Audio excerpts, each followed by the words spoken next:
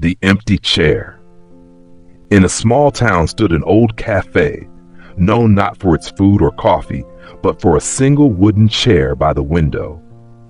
The chair was always empty, yet always reserved. Customers came and went, whispered about it, and wondered, who was the chair for? The cafe owner, Mrs. Wilson, was a quiet woman in her 60s. Whenever someone asked about the chair, she only smiled and said, "Some stories are better when you wait for the right moment to hear them." One rainy evening, a young traveler named Michael entered the cafe. He was weary, lost in life, and searching for answers. He noticed the chair and asked, "Why does no one sit there?" Mrs. Wilson looked at him for a long moment, then nodded. "Maybe tonight is the night you hear the story." She told him that many years ago, a man named Robert came to the cafe every day. He was a teacher, loved by his students, and he always sat by the window in that very chair. But he wasn't alone. He was waiting.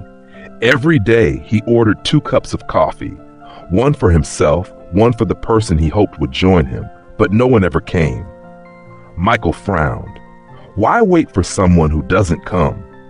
Mrs. Wilson smiled softly. Because Robert believed that people are worth waiting for. He had once proposed to a woman named Clara. She said she wasn't ready and left. Robert promised he would wait for her return, no matter how long it took. For 30 years, he sat in that chair, sipping his coffee, leaving the second cup untouched. He grew old, but he never stopped waiting. Then, one day, Clara did return. She walked into the cafe, her hair silver, her hands trembling. But when she reached the chair, it was too late. Robert had passed away only a week before. Clara collapsed in tears, whispering, "He kept his promise, and I broke mine." From that day forward, the chair was left empty, a reminder of Robert's devotion and Clara's regret. Michael sat in silence, staring at the chair. His mind went to his own life. The people he hadn't called back, the apologies left unsaid, the dreams postponed for someday. He whispered, almost to himself, "I don't want to live with an empty chair in my story." Mrs. Wilson placed her hand on his shoulder. "Then don't. Love while you can. Forgive while you can. Don't wait until the seat is empty." Michael left the cafe with tears in his eyes, but also with a fire in his heart. He called his mother that night, told her he loved her. He wrote to the friend he had lost in an argument. He proposed to the woman he had been afraid to lose.